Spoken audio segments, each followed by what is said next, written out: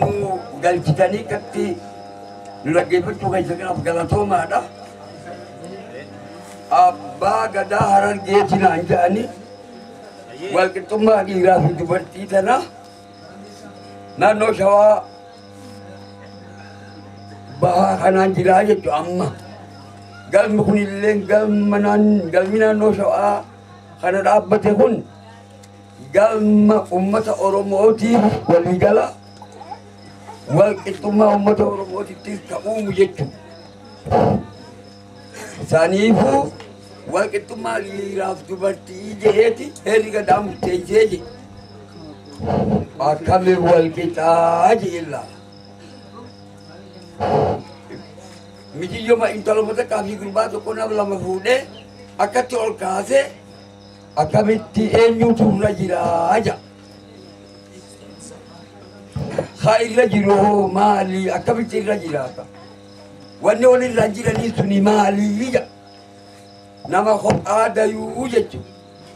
Namni kophaa dayuu waan hin jirreef walitti dhufan malee ilmoo waan hin teenyeef walitti dhufaniiti ilmoo dayanii jettoogaa walitti dhufan ji'a sagalii fi ol qixa teessee isiitu gara qabataa mire dhiirri wayii qabatti garan dhiirri qabattumi dubartootuma gara qabate ji'a sagalii fi ol qixa teessee dhaltii jechuun ilmoo har'a gaa ilmoo sadhaltee isiin dadhabde ambi bahee guyyaan gaa isii duraa waliin hidhaamtanii namni kophaadhaan waan hin jirreef waliin hidhaattanii isiin gara qabattee ji'a sagal teesseen ilmoo tana dhalte har'a guyyaan hodhoo ati guddisii ji'a sagalii fi wal qixaatilleen baadhu haga isiin dadhabbii baafattutti jabaadhu jedhaniin jechuudha. Ani hin dandayuu naa booyaa jedhe. Ilmoo tana eegaa xiqqashoo tana taanuu ji'a sagal guddaa dhiisii guyyaa sagal yookaan sa'aa sagalittuu dhiiranii rakkitti na fakkaata. Rakkoodha. Dhiiraaf. Amma gaa hayyee jennaan naa booyaa jedhe jechuudha.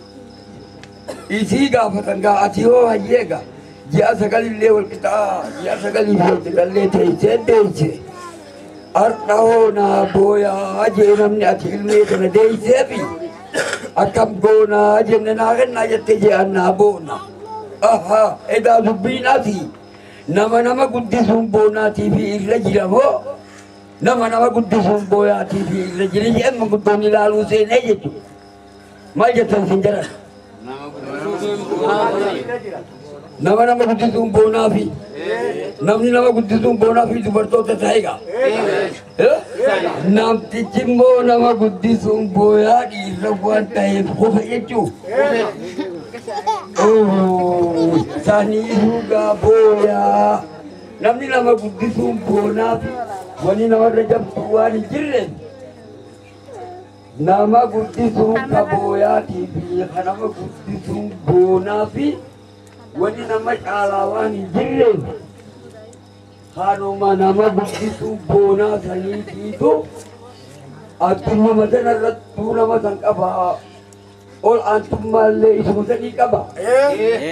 Dhiirti dhabdee gaa ol antummaa. Akkam moosiisna Arabaa keessatti kan ja'an qaba. Arijaanu qawwaamuun haalan nisaa ijaaniiti. Dhiira dhalaarra jabeesse rabbi jedhee ja'an. Warri Arabaa maaliin irra jabeessee jette beekanii siin himanii jechuu afaan malee. Saniifuu sirni Gadaa gaa ol baaseetira. Ragaa gayaa itti godhee ragaan si garsiisaa jechuudha. Amma dhiiraa booya dubartii boona warra nama guddisuun boonaa fiitu irra jira jenne dhiira tanaa fi dubartii tana eessaa fuudhee wal qixxeessina reemma akkasuma dhiifnaan ban.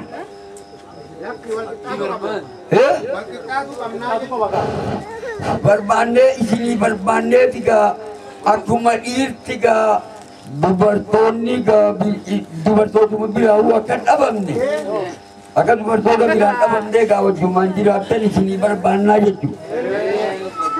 Heera gadaa Oromoo kana keessatti isinii barbaannaa jechuudha.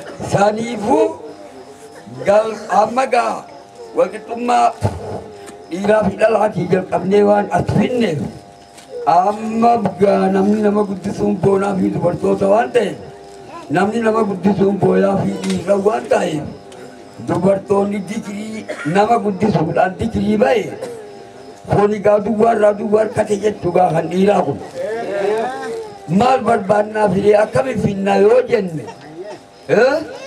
isaanillee wahuma isinii barbaanna gaa isinillee dhiiramtu eegaa namni walii wajji malee waan sanyimaahu walii wajji malee dhalummaan sunuu wanni namaa olii jabdu waan ta'eef deebi'ee dhaabbiinsummaa walumarraa dhaluunuu gaa aniyoonii fi kanarraa dhaltu taate kanan gargaarre taate wannummaan narraa dhaltuu hin jirtu odoo jedhanii jeequmsa garaagaraatiin addaan faca'uun ta'isni gadaa ilaale karaa isaa wal simatanii wal simachiise wajji jiraachisuu waan danda'uuf dhiira moo dhala'atu halkaniin sodaanne jedhaniin qabu. Aboo dubartiin halkanii sodaatti dhiiraatu sodaanne jedhan. Ragaan gayaanoo ragaan gayaan dubartiitu sodaataa dhiirtiin sodaattu jiru kuni ragaa gayaa ham qaban mucaa dhalatan xiqqashaatan mucaasanii jira. Ragaa gayaa isaanii ta'uuf taa'aa eeggadhuga sirri gurra qaqqabiga. Kanaafuu mucaan abbaan isaa galgala wadaaja warra abaluu yoo hanqidha warra abaluutiin dhaqaa uffata naa gattennaa je'eetuma kutee jechuun jaarsi. Ammallee isin yeroo boodaa torumfattee horii galfattee gumaata ganda cidhaa fudhattee mucuma deessisaniin ayyoomee hoottu warra abaluunaan dhaqii jetteen. Haa ayyii ayyo hay abbaa huccuu isaa fudhateetuma kute hay maaliif isiin dhaqaa jeen achi ani ni sodaadhaa jettee mucaan akkana tahaa haya eega sodaattee nukaasi jee mucaan fuudhee geesse gaa geesseeti biraa gale gaafa korri bahee jechuudha. Walqixxummaa dhiiraaf dubartii kana gaggeessuudhaaf hoggaa bahan wayita gaamma lafa tanaan ga'en dhiirri sodaattu dubartii sodaataa jechuu kana gaa ragaa gayaa yeroo amma jirru kanatti gaa gadaa kun ragaa gayaa kana fuudhaa deemaa jechuudha. Waan ragaa qabne waan taateef ragaa itti funaannatanii ragaa kana argatan. Ragaan argatan kun mucuma kana ta'e.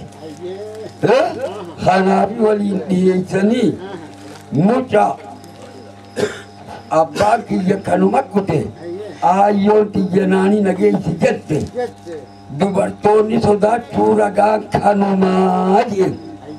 Haadha isaati gaa'ii kunis abbaa isaati waganee waan idduu sanatti tokkoof laatu wayii qabaate hanga dhugaa dubbataa jechuudha.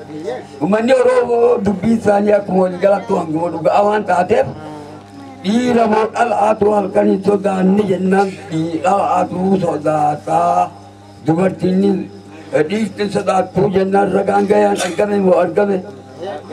Haa dubartiin ni sodaatti dhiirti hin sodaattu yoo sodaatte yoo mana teessee hoo sodaadha qabee mul'atti gaadhii dhaalte gadaa bulchuudhaaf gadaan halkanii fi guyyaa waan hin qabneef guyyaa qofa bobbaafuu waan hin ta'iniif eega halkanii fi guyyaa gadaa waan hin qabneef namni halkan hin sodaanne gadaa kana addaa fudhatuufi jaalla.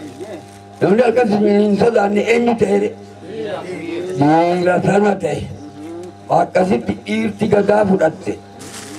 Gadaan isin fudhatte gaamma dhiiramma ijoollee sumaa yaamanii jaartiillee jaarsumaa yaamanii ilmaan illee suma ayyaamanii manallee dhiiguma sana ayyaamanii akkuma sanitti ilmeen hogguu dhalattallee ililchu dhiira waan itti ililchaniif dubartoota akkanuma dhiisan fa'a jechuun bakka bakka maaliif waa hundaa'u sadiitti takuftee badde sanii wali qabanii jaartiillee jaarsuma ayyaamanii ilmaan illee isa ayyaamanii isiin sodaanne gaata luusee guddifte silaa isii waan ta'eef akkasuma waan hundaa'u isa kanaan maaliif yaamanii qoonni ilmaan kana guutuu mana guutuu ala guutuu isa ayyaamuu kana eessa harkatee wani nama caaluqisu namni nama guddisuunu naabooya waan je'eef halkanuma qofa sodaachuuf jechuumaan irra kaayame jenna waan kufee lafatti hafeef waan kana hundaa'u keeti yoo ga'aniini maquma keetiitiin heetuma jedhaniini inni ala kanaa kasaati alli kun kasaati gadaa bulchuun kun kasaati mana kana keessaa uumaan qabu isa mana keessaa uumaan qabne kana manninis kee ijoollenis ta'e jaartiillee jaartiiteeti jedhanii maqaa kana wanni irra guuraniif maali jechuun waan kufee duwwaa irraa duwwaa baheessaniif akka biiraan banne jechuuf yoonni kun hundi keeti jedhanii dhiira dubartii dura qabanii qab jettan jedhan. Dura qabadhe hagala sooma qabaa hunda irra guuraniif hundi kun hundi keeti ijoolleen ta'e maali amma wayyaadha ayyaamaniisee ijoollee irreeddu abbaa ayyaamuu tura. Waan gaabooya ta'ee kufee waan lafat umaatti nafiniif jecha qalbifataan ija mitii harka jechuudhaaf dubbiin dhiiraa akkatti hoggaa dubbatan ilqeerraa hidhii akkatti barataa jechuu namni dubbii dhugaa dubbatu qofla isaatiin beeyta waan ta'eef dhiirti waan dubartii biraa hoftee waan baddeef waan hundaa irra guuranii dubartoonni qabxii guddoo waan harkatee fi dhabee jechuudha. Bulchiinsa hoo bulchiinsa kana hoo maaliif qaban? Dhiira boodhalaatu halkan hin sodaanne hin jenne dubartoonni halkan sodaatu dubartii waan ta'eef halkan hin sodaanne dhiira waan ta'eef namni halkan hin sodaanne gadaa kanaa fudhatu jennaan lakkiin ittiin sodaannaa jechuuf gadaa isumaa dhiisanii jechuudha. Walqixxummaa irratti hin dhabne gadaa maaliif isaan gadaan taane jechuun hin danda'amne sanii jecha bulchiinsa halkanii ba'aa waan gurguddoo amma horii dhalaa hin ja'aniini jechuudha. Duulallee bakka sanitti duulallee hin ja'aniini jechuudha. Maaliif hin duulle dhiiraa gad hin jiran maa dhiiraa gad jirraa duula kana nuti hoo maa irraa oolle jechuun warshaa namni keessatti tolfamu waan ta'aniif. Qusatamuu qabanii jechuudha.